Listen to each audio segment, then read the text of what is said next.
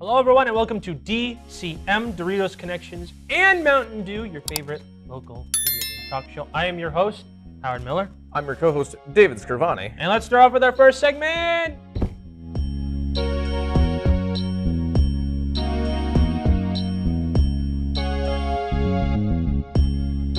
It's spooky season, everybody! Hell yes, that means we got the Halloween episode. Yeah. Part one, we have a lot coming. There's some other stuff coming, don't you worry. All right, so we're talking only about spooky stuff, you know, the horror aesthetic, all right? Yeah. We're co-opting the horror aesthetic. It's ours now. We actually own it. Yeah. This is a little thing we like to call cultural appropriation. Exactly. I don't know what culture. I think it's nerd culture, but we're appropriating it anyway. Yeah. So, big news, Dave. Oh boy, Howard, lay it on me. Oh boy. You know that developer Konami, who hasn't made a single AAA release since Metal Gear Solid 5? But what about Metal Gear Survive? Stop talking. They're back making games. And they decided to take the shovel of all their IPs and go to one grave that they killed themselves, Silent Hill. They had a huge thing for Silent Hill, and we're going to go over all the Silent Hill announcements. Yay! Because they have no other game franchises, apparently. So to start it off, there's Silent Hill F, which is obviously a code name. Yeah, like, I personally, if you were to ask me, I would not go into a video gaming store such as GameStop, look at a game called Silent Hill F and say, that seems like a game I want to play. No, that's a stupid title. Stupid title. So yeah, it's probably a code name. So it's a mainline game that takes place in the Showa, Japan, like back in time, and written by a well-known Japanese horror author, and it's technically a mainline game, so that would make it Silent Hill, I want to say 7? Pretty sure? Sure. Pretty sure? Homecoming was 5, Downpour was 6. So this would be technically 7. Okay. In the main line. All right. Which is nice. They're continuing main line. My one concern, teeny tiny concern, the whole point of Silent Hill was to mix Western and Japanese horror so that it was palatable to American audiences. And if you set it in feudal Japan, I'm kind of scared it's just going to be like Fatal Frame. Okay, hold on. You said two different things. Is it feudal Japan or Showa era Japan? I'm sorry, Showa era Japan. That's like the 60s. Okay. Showa Japan, my bad. Okay. All right, I messed it up. All right? Yeah, Showa Japan. But like still, point still stands. It's like most, like, okay. Like, is it gonna just be like Fatal Frame? I don't know. Like, we don't know much, but if it's just Fatal Frame, because Fatal Frame's very heavily Japanese folklore horror, and the whole point of Silent Hill was to mix American and Japanese, you know, like they took Jacob's Ladder in Twin Peaks and put Japanese horror into it. Feels really weird that the base already is Japanese horror. So as you can see already, we're off to a great start. Great start. In understanding what makes Silent Hill as a franchise tick. Yeah, especially since there was barely even a trailer for this one. I'm gonna keep it real with y'all. I didn't watch any of these trailers. I didn't watch any of them. I kind of forgot about it. The interns can attest, I just looked at the trailer and I just went, oh no, the whole time. This is a doomer segment, by the way. This is now officially a bullying segment on specifically Konami. Yep. The next one, We've had it coming for too long. was Silent Hill Townfall, which I have a little hope in this one. Okay. A little hope. All right. Because it is not made technically by Konami or any of their studios. It is made by a studio called No Code. They made Observation, which is like a sci-fi thriller psychological horror game. All right. Where you're it's a space station hovering over a weird planet, and like the vortex do some weird psychological stuff, and you're like floating in the station. wasn't that bad. Right. Like, it just gave me nausea. Yeah. And it's published by Annapurna Interactive. Okay. Very good studio. They did Outer Wilds, which is a very scary horror game. Yeah, they did that. They did Stray. What Remains of Edith Finch and Donut Country. Those are like the 4 that I saw that immediately I was like, I know those games. Okay. They're all bops. That's a good, that bodes well. So that one might be in safe hands. Again, we don't know anything because it's just one of those things where they show us a random thing about the game, maybe question mark, and then a logo, so we don't know much. The next thing,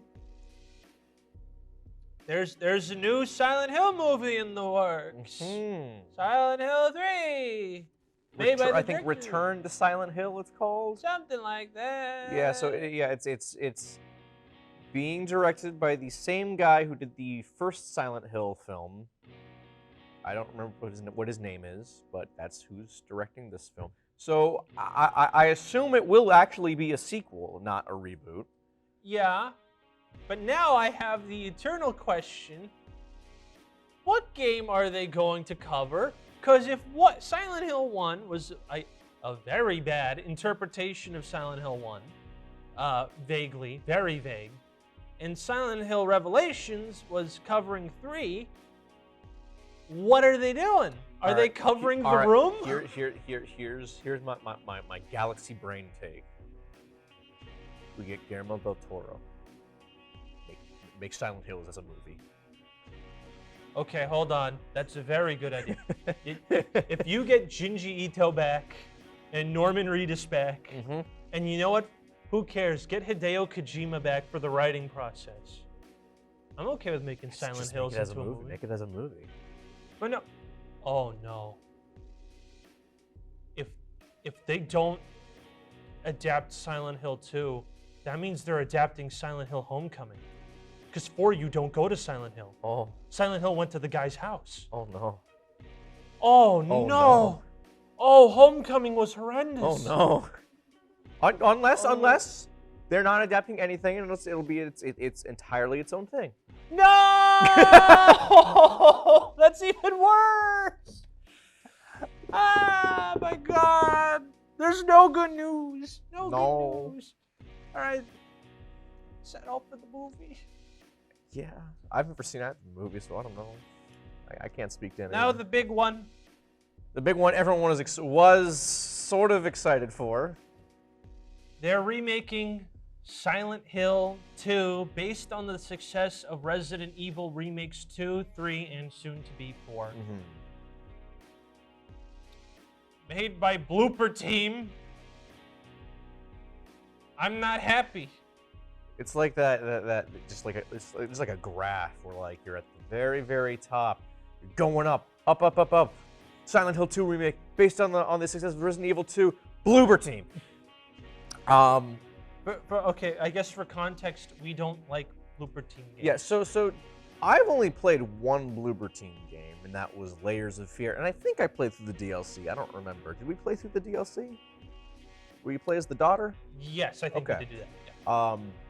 Howard here has played through every Blooper Team game. Except the medium. I have played through all of them. So he is a little more well-versed in their repertoire and resume, as it were. So he's kind of our Bloober Team, our resident Bloober Team expert.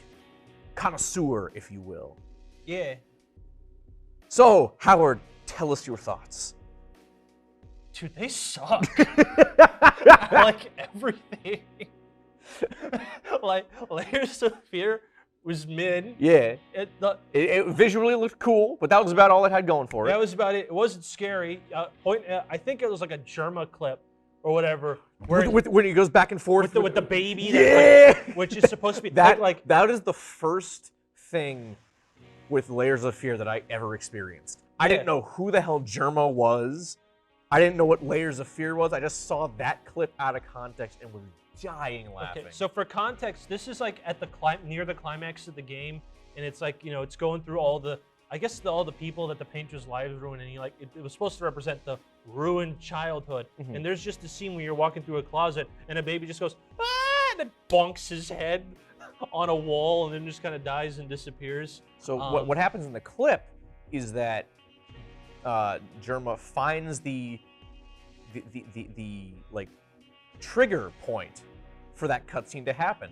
So he's just walking forward to get it back, make it trigger, then back, then forward, and back, and back, and that back and forth, just to have that trigger multiple times over the course of like, he went on for like 2 minutes, like 2 or 3 minutes doing this. He got it to trigger like 6 times to the point where he got it to do it twice at the same time.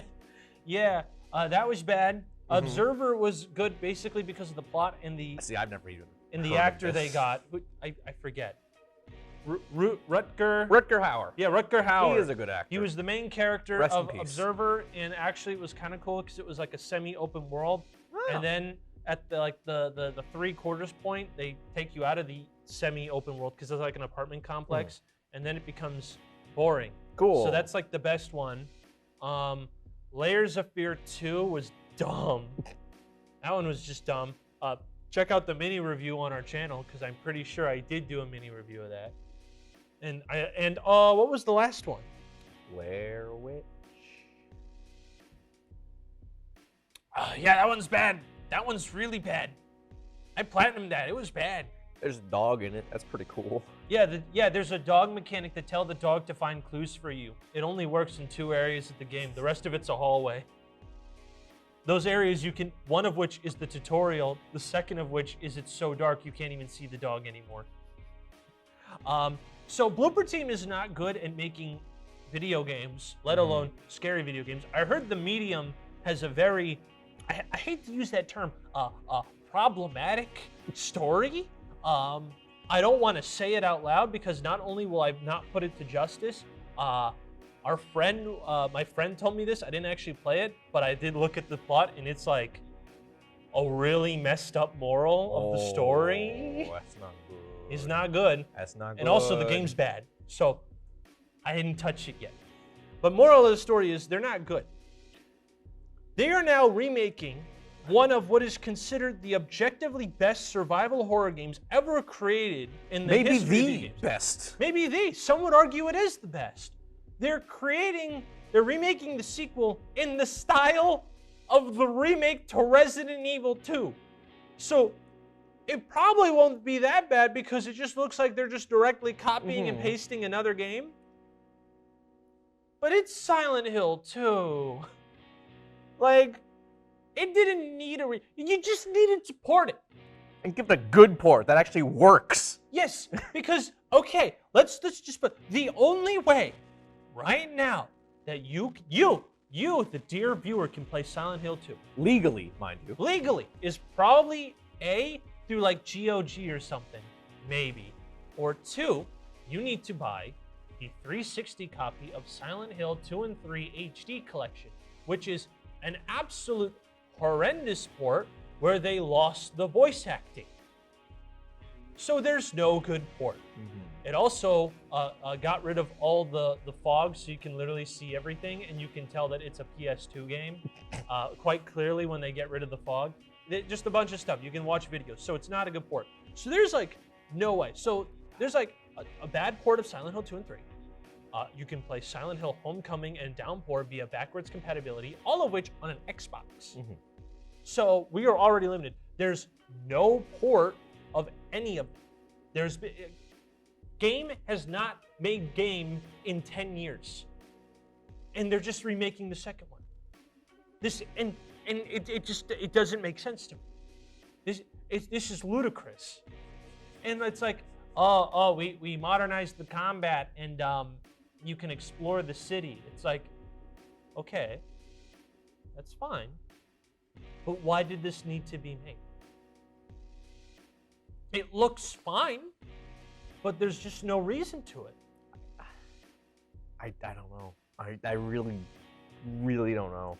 Like, if anything, I would have thought remake the first game. That game does need a remake. Because I don't even know if did that even get ported at all? I don't think it did. Technically, Shattered Memories for the Wii and PlayStation 2 was a remake of the first game. but it also wasn't at the same time. So there is currently no way to play the original Silent Hill on modern day consoles. Technically speaking, I think the one that I know for sure that you can 100% get legally is Silent Hill 4 on GOG. That is the only modern one. So I have to beg the question here. They only did Resident Evil Remake 2 because they couldn't have the source code to port Resident Evil 2. I get it. Yeah. They can't port it, so they remade it. Sad, but whatever. And we ended up with a banger of a remake. It was a pretty good remake. Yeah. I think the original's still a little better in my eyes, but a great game's still a great game nonetheless. Yeah, exactly. Right? So I get it. But we're getting 3 new Silent Hill games, and yet there's no port of Silent Hill 1, 2, 3, 4, The Room, Homecoming, Downpour, Shattered Memories, and Origins, all of which are mainline games you cannot play unless you get a PS2, which, if you want to go find those games, I salute you. Because they're all $80 to $100 when I used to go find them, and that was in 2014. Lord knows how expensive they are now. Yeah. I only have 2 and 4. In Origins. I'm gonna wish y'all a good luck on that one. Yeah, I'm gonna wish you a good luck, and if you want to put on the pirate eye patch and hop aboard the ship to the good old classic Pirate Bay, have fun, because it's the only way you're playing those games. Arr. It's there's and I don't even get the thought process here. 3 games. Konami has been porting they just ported bunch of Ninja Turtles games. They have 3 collections of Castlevania games. They have a Contra collection. Where's the Silent Hill collection? I don't know. Note how we're noting all these problems before we get to the actual game itself, mind you. We're not even at the game. Yeah. We're not even at the game. All right? Along with that, You're rebooting your franchise. Silent Hill 2 is the first in a rebooted franchise. We're rebooting Silent Hill. How do we do this? All right. PS5 console timed exclusive for 1 year. I'm like, what? Why? Why would you do that? Why would you do that? If you're rebooting a franchise that's been dormant for 10 years, why would you put it on 1 console? That makes, again, nothing makes sense here in my head. I'm trying to put together a puzzle piece, and one of them is like a triangle wooden brick that you get for preschoolers. There is no standpoint from which you could see that makes any sort of financial sense to make it a timed exclusive. Because here's the thing, when did the PlayStation 5 come out? 2019? Just about. 2019. So the game comes out next year? Yeah. 2023, what is math? That's 4 years? Yeah. 4 years. It's still really hard to get a PlayStation 5 if you weren't aware. So, the amount of people who actually have a PlayStation 5, and then there's people like us. Howard doesn't have a PlayStation 5. I have a PlayStation 5. Am I going to get Silent Hill 2 remake? I don't know. Probably not. Unless it gets somehow really good reviews. Then I'll be like, maybe. But all this other stuff? Yeah. The fact that it's by Bloober Team? Because again, I've only played Layers of Fear. I didn't like Layers of Fear. I really didn't like Layers of Fear. I thought, again, it looked cool visually. That was it. It's basically a walking sim. I don't like walking sims. Yeah, and for a team that makes walking sims, it's really troubling to hear Silent Hill, a game about exploring your surroundings, and one of the major things is things you can do. You can explore Silent Hill. I'm like, oh, the optional thing you can do in the game called Silent Hill. And also the fact that they're, modernizing the combat.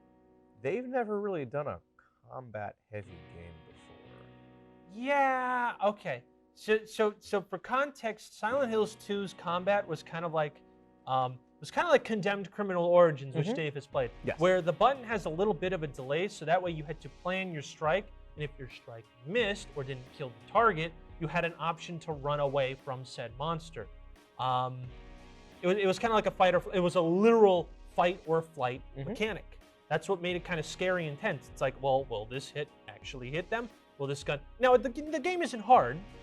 There are multiple people who are bad at games who can play it, but it's scary when I hear a game developer that doesn't do combat say we're modernizing the combat, and they didn't explain what it meant. I don't know what it means.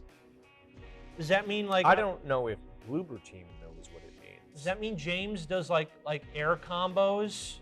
They just lift like straight the combat from Resident Evil 4, roundhouse kicks and all. If James roundhouse kicks Pyramid Head, I think I would buy the 10 out of 10. That's all I'm saying. If there's something as stupid as like Leon parrying a chainsaw in the Resi 4 remake, I'll take everything back. But yeah, and then there's the rumor, it might have been a mistranslation, but it may be separated into 2 parts. Potentially. If that's true, why? It's a 5-hour-long game. Hope you guys are ready to spend potentially upwards of $120 on a game from 30 years ago-ish? 2001, I think. 2001, so 20 years ago. The game's 5 hours long. What are you splitting into 2? I don't get it. I hope that's not true. Because it's 5 hours long. It's bad enough Final Fantasy VII Remake, they're splitting that into parts. But like, at least that's an RPG. Yeah, at least that's like a 30 to 50 hour long game being split. This is a 5 hour long game. You could beat this in like an afternoon. Yeah, in an afternoon if you were committed. Which we're gamers. Gamers are committed. That's their whole thing. Yeah. They will sit down and play a game in its entirety in one sitting. I'm feeling bad vibes from this project. I don't know if you guys could tell. I'm not the biggest fan, all right? So we're going to keep an eye out. Silent Hill 2 is really bad. Yeah. Don't get us wrong. Like, we want the game to be good. Yes. We want it to be good. Like, it's just, there are multiple factors at play that lead us to believe that it might not be good. Yeah. And we're preparing for the worst. I'm preparing the doomer mindset, specifically in hopes I can be pleasantly surprised at this remake, because Silent Hill 2 is a 10 out of 10. It is like in the upper echelon. Again, considered by many to be the best horror game of all time. And you're just casually just like, yeah, we'll just make it. Why not? Who cares? You can't buy it anywhere. Yeah, it's got a very high bar to reach. Yep. So, I guess we'll see. Yep. And now it's time for some mini reviews. Hey! Woo!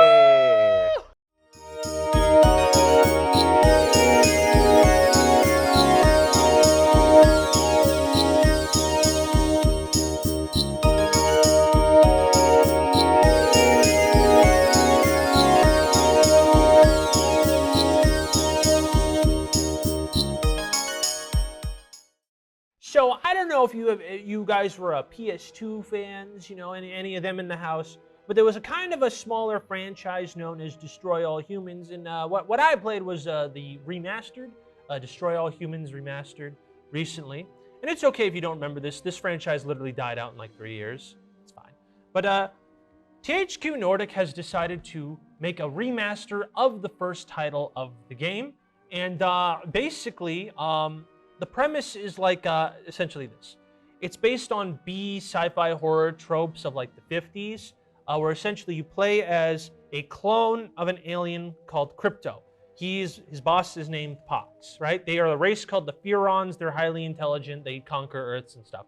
One of the clones of Crypto, who is a super soldier, got captured on Earth by complete accident. So the Crypto we're playing as has to go to Earth and basically save his clone brother, and then deciding, you know what? Humanity needs to be punished. We're conquering Earth. It's a pretty tongue-in-cheek parody of all that sorts of stuff. It plays a lot like Grand Theft Auto, but in very smaller size, where there's a small area. Let's say it's like a parody of like a Californian city, right? You get dropped on there and you get like disintegrating beams, like a UFO. You get like, telekinesis to throw people. You can suck out people's brains. All, tongue-in-cheek, a little bit of a goof. There's some fun interactions between Crypto and Pox. Pox is played by Richard Horvitz, which you would probably know as Zim from Invader Zim and Billy from Billy and Mandy, right? Classic age of cartoons. It's really fun, and as a remaster, I gotta say, it's basically like SpongeBob Battle for Bikini Bottom Rehydrated. It's the same exact game. They put in some cut content, and it looks pretty. That's it.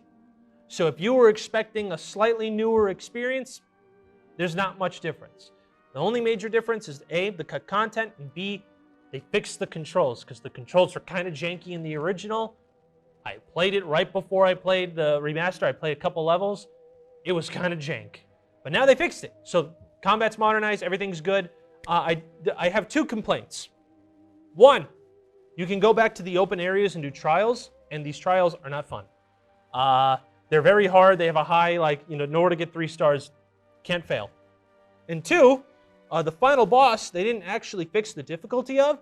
So, the difficulty is pretty easy, but then there's a huge spike if you didn't specifically get certain upgrades for certain weapons, making it incredibly hard, and it's very unforgiving, and it's 2 boss fights in a row. And how do you get more money for upgrades? The trials that aren't fun. But other than that, it's a good remaster. Good remaster for an old game. I'm feeling a 7 out of 10. It's pretty good. I enjoyed my time with it, and I'm excited to play Destroy All Humans 2 Reprobed. All right, so as you all know, it's October, it's fall, it's spooky season, as we like to say. So of course I have to be playing something spooky. My choice this year is the newly released Faith: The Unholy Trinity. Developed by Airdorf Games, Faith is a classic 8-bit style horror game where you play as John Ward as he returns to the home of the Martin family a year later after an exorcism went terribly wrong with their daughter Amy to finish what he started. You guide John through the woods. So, this is a little spoilery, just so you know, but it's short. I'll get into why. You guide John through the woods surrounding the Martin house, uncovering notes that fill in the backstory while avoiding another possessed human named Michael, before finally reaching the dilapidated house and finishing the exorcism. From this point, you have a number of different endings that you can choose from that I won't get into for spoilery stuff, even though I said I was getting into spoilery stuff. But the reason is, this is only chapter 1. It's divided up into 3 chapters. This is only chapter 1 because this is the only one I've had time to really get into. I've done just 2 of the endings so far. One of which is kind of a complaint, but I can't really complain because it's sort of by design. So I did the first playthrough blind, of course, because that's how you're kind of supposed to play games on a first run. You're supposed to play through it blind, not using any guides or anything, because that's not very fun. But once I get that first ending, I'm like, okay, I'll go figure out how to do the other endings and get all the notes and stuff. And I realized, well, once you play through that first run, you unlock 2 modes: flashlight mode and lantern mode. Pretty self-explanatory. Both modes just hinder your visibility. Flashlight mode makes it so that the only thing visible is a small cone of light in front of you. This is not bad necessarily, but it's annoying when I'm trying to go around finding all the notes, one of which involves having to get Michael, one of the demons, away from you, and you can't really see where he's coming from. The second of which, the very last note to get in the game requires you finding the secret optional boss. And I didn't find that in my first playthrough, so I'm going through this blind in flashlight mode, and I have no idea how this boss works. I didn't really have a whole lot of fun with it because of that. So maybe I should have done it on just a vanilla playthrough, but that's on me. That's on me for trying to be a completionist on a game like this. But other than that, it's really fun. It's got a great visual style, that 8-bit. You think it wouldn't be very scary, but it actually is. Just, you know, it's just like 10 pixels for the demon Michael, and he comes off the screen screaming in that, you know, garbled, you know, Microsoft Sam-esque voice. It's very terrifying. I can see why when Chapter 1 first released on Itch.io a couple years ago, it was like a big hit on, like, you know, Let's Play channels and stuff. And it's a really simple game. Like, it's incredibly simple yet effective. The only thing you do aside from walk around is just hold up your cross, your crucifix, to do damage to enemies and also get notes. That's the only button to press other than movement. That's how simple this game is, but it's ridiculously effective. I can't say I can't say enough, because again, I've only played 1/3 of the game, and that's not even, I don't even think that is accurate, because from what I've heard, Chapter 2 is twice the length of Chapter 1, and Chapter 3 is twice the length of Chapter 2.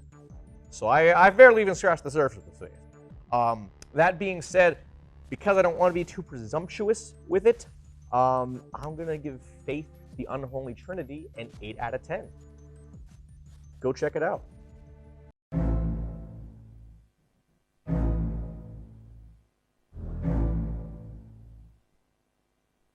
All right, last topic of the day. I gotta ask y'all, the state of horror games, why are all of them Dead by Daylight ripoffs? I've been noticing. That's a fantastic question, Howard. Yeah, I've been noticing, because I looked at, like, the games that came out this year. The Evil Dead game, Dragon Ball Z Time Breakers, Resident Evil Reverse, Texas Chainsaw Massacre the game, and Killer Clowns from Outer Space. And I'm noticing this trend of why are they all trying to be like Dead by Daylight? If you don't know what Dead by Daylight is, it is a multiplayer game. It's called an asymmetrical multiplayer game. One player plays someone who's super buff and can basically wipe out the other 4, and the other 4 players have to work together to either avoid or get rid of this guy. All right? So for Dead by Daylight, it's like they have, you know, licensed, you know, and some of their own original monsters, and the monsters hunt the people, and they have to escape the area with the monster. Simple premise, game successful. I bought it, I played it, I had fun. It has a bunch of iconic horror monsters already, like the Ring Girl. It has Pyramid Head from Silent Hill. It has Nemesis from Resident Evil, Freddy Krueger, Leatherface, surprisingly, since they're making their own. Pinhead, Jigsaw, Wesker from Resident Evil. There's a lot. They even had Stranger Things. They had Stranger Things. Yep. Yeah. So. Which is not in the game anymore, right? Yeah, because they took it out because of the new Netflix game thing. We talked about it. Also, check that video out. But yeah, so it's now really weird how every horror game is now basically. Especially a lot of licensed horror games. Yeah, because these are all licensed. To note, I also didn't actively try to find any games that were non-licensed. Mm-hmm. There could be a large amount of them in the Steam indie section that are also like this. And I didn't even count the ones that didn't. I actually put a range on this, to be totally fair. I picked January 1st of this year and the end of January next year. I had that big a list of games. I'm not including the Hello Neighbor asymmetrical one. I'm not including Friday the 13th. I'm not including Predator Hunting Grounds. I'm not counting Amogus, okay? I didn't stop laughing, all right? This is serious, okay? But like, okay, how do I put this into the nicest way possible? None of these games are scary. Because when you play with other people, it's not scary anymore. Stressful? Maybe. Mm-hmm. But stressful and scary are two entirely different things. And you know, these are horror games. They're supposed to be scary. And yeah, I get that when you are playing with people, it can take away a lot of the horror of that. I mean, you and I, Howard, we've played a bunch of horror games, and we played Outlast, and we were just joking the whole time about the big buff guy. We just called him Shrek.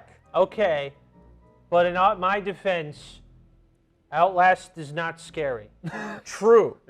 True. Don't shoot the messenger. I was just bored and wanted to call him Shrek.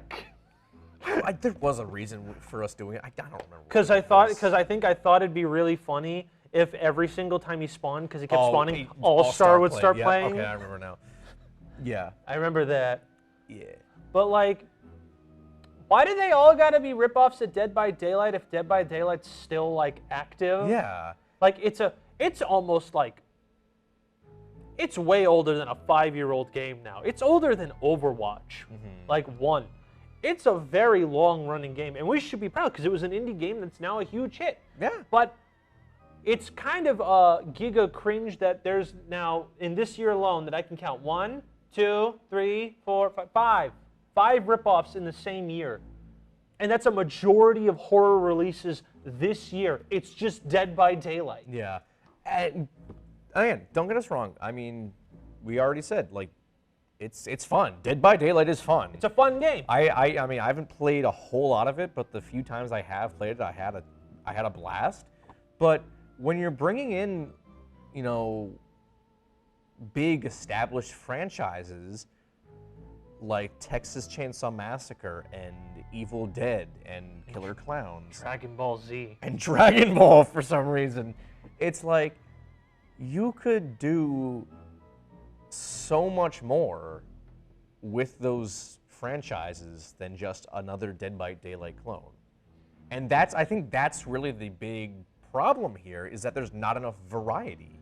Yeah, because like what? All horror games for the next 2 years are Dead by Daylight clones, games that are little kids, like T-rated horror games, like, you know, FNAF, right? And the third option is remakes of already established horror games. Exactly. Like, there's not a lot of variety there. No, like, just off the top of my head, if you want to do an Evil Dead game, you could just make it like Resident Evil 4. Yeah. Because did not Resident Evil 4 take a lot of inspiration from Evil Dead with its campiness? Yes. Yes, it did. You are 110% correct. So why not just do it and make it a Resident Evil type survival horror game? Yeah, like to me, that just seems like the most obvious choice. Or like, why can't you just, or like for Texas Chainsaw Massacre, why can't it just be like, why does it have to be multiplayer? Why can't I just play as Leatherface and do stuff? Or, counterpoint, why can't you play as a person stuck in the house? That makes so much more sense. Like, and have to avoid everyone? Here's the thing. With Texas Chainsaw Massacre specifically, I could see it working if you take part of the multiplayer part out. Take the part out where you can play as Leatherface and just have 4 survivors. That's way much of a better idea. That's so much better. I just took one tiny thing out, and I've already made a better game for you. Yeah, and then we have like Reverse, which I don't believe that game still even exists, but apparently comes out. Isn't it? It's like coming out like soon, right? It's coming out this week. Yeah.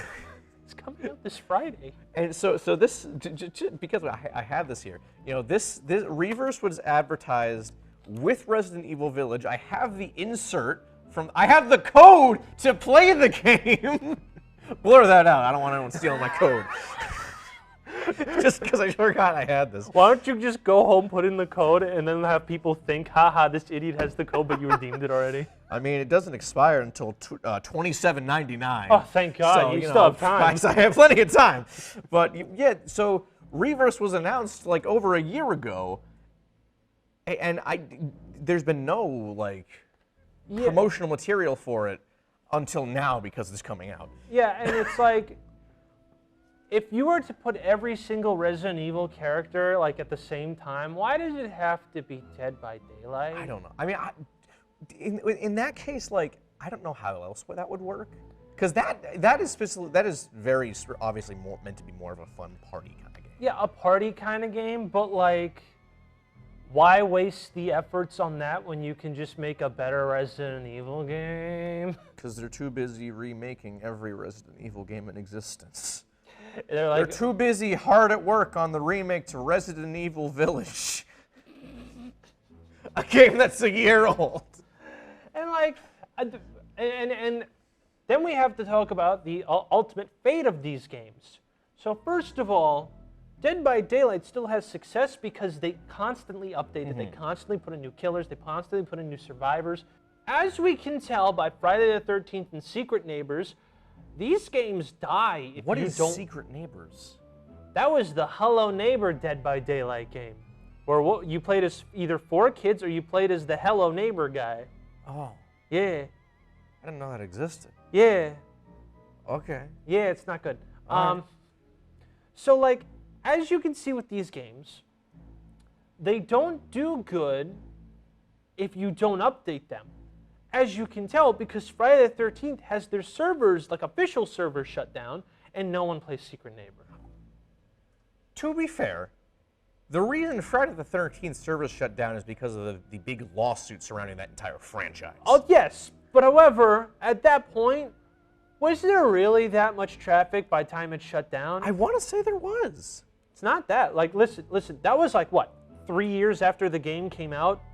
The reason it got traffic is because it was free on PS Plus, like right before it shut down. That is true. And no, you can still play it because they were smart and they switch it so that you can do it's player to player instead of player to server. Yeah. Smart. You can still play it online.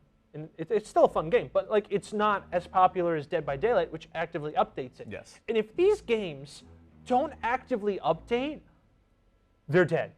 Yeah. Like, I'm sorry, but as much as I wanted to play the Evil Dead one, how many people do you think even play it? I mean, after it launched, I haven't seen many people playing it. I mean, yeah, like I'm just saying, like these games aren't going to be remembered fondly at all because, like, what can you update? To be fair, like the Evil Dead game, they have been updating it like pretty well. They've been adding like costumes and characters from across the franchise, but I mean, there's only 4 movies and a TV show. Yeah, what can you do with that? Yeah, Evil Dead Rise is coming out next year, but we know close to nothing about that movie at the time of this recording. Yeah. So, you know, there's still only so much you can add to the game before they're like, all right, well, now what? Because Dead by Daylight was smart. They make original characters. Exactly. So whenever they don't have a licensed one, they make an original one. Yes. And a lot of people like the original creations, like the Korean pop star who's a zombie. Like, everyone likes that guy. Yeah. He's fun. And even so, they don't have to stick. They can go to video games, movies, but like, Ash is even in what? So you're saying video games. What if they had Sam? Sam? From the Evil Dead Regeneration. Into the Evil Dead game. Oh my God. Okay. Okay. All right. Whoever the developer for Evil Dead the game is, we just gave you $1 million idea. If you don't know who Sam is, in one of the Evil Dead games, they made like a 3D beat 'em up one, and they gave Ash a little zombie sidekick who's immortal, called Sam, who's played by Sam Raimi. I think, is he Sam or Ted Raimi?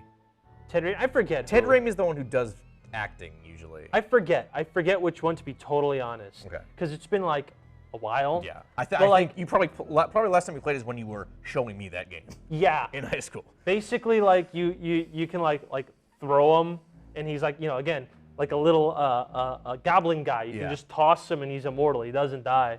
And that's probably the last Evil Dead character they could throw for fan service. But like, let's say I was the consumer and I wanted to play a game like Dead by Daylight. But I don't have Dead by Daylight. So I have to choose between the Evil Dead game or Dead by Daylight. And I look, Ash is in Dead by Daylight. That loses. Dragon Ball Z Timebreakers, Goku's not in Dead by Daylight yet, so he's out, okay? Yet is the operative word here. Resident Evil Reverse has like 2, 3, 4, 5, 6 characters. Just looking at the thing, I'm seeing Nemesis. I'm seeing, I assume that's Chris. Yep, Chris. Claire, Leon, Jack, Jill. I think that's supposed to be Mr. X. I can't really tell. Or the Tyrant. It's some sort of Tyrant. Ada and Hunk. Yeah. And half these characters are in Dead by Daylight. Yeah, half of them are in Dead by Daylight. And then, like, what? Texas Chainsaw Massacre? Leatherface is in it already. Mm-hmm. Killer and let's be honest. How many characters from the Texas Chainsaw Massacre movies are, like, memorable? Let's see. Other than the first movie, one, and that was Arlie Ermey's character in the remake, and that's about it. And that's just because it was Arlie Ermey. See, that's me with Texas Chainsaw 2 with Bill Moseley's character with the saw or whatever on his head. I don't remember what his name is.